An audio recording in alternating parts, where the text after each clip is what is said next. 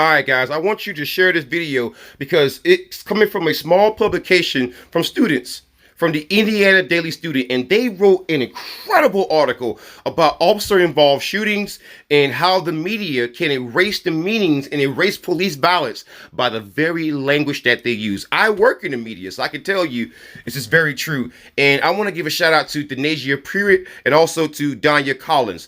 Great work. Let's get to the story here. And so, as you can see here, the Associated Press's style book is, in fact, the predominant style for dictating what language journalists should use in their stories. And this is basically why whenever you read about officer-involved shootings, no matter the outlet, the language is so similar.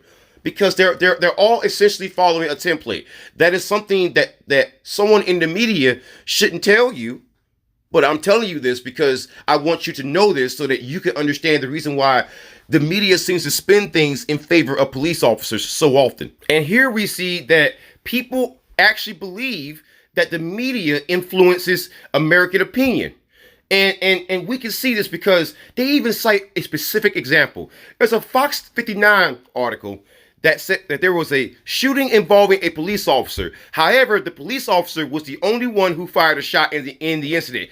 Do you see how intellectually dishonest that is? Let's say a plumber assaults you, right? And then they write an article and say, oh, there was a plumber involved slapping instead of plumber assault someone. Do you see how different that could actually come off? You know, basically what they're saying is if you describe the crime as it is, people will see police officers as they are. And they even go in deeper here. You know, failing to name police violence not only negates the harm against the victims, but also protects a system which continuously shows its disregard for Black and brown lives. Also, they even cite an example here. Imagine being harassed by a police officer for doing nothing wrong, just minding your own business. And then a week later, someone writes an article saying there was a officer-involved incident. That is just so dishonest, and the media does it all the time. And yes, there is a responsibility for journalists to remain neutral, but also remain factual. Don't describe a freaking bear attack as a bear-involved incident, because you wouldn't do that. It doesn't make sense.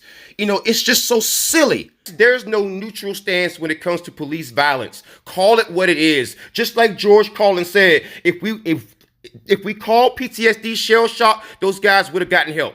So use the right language.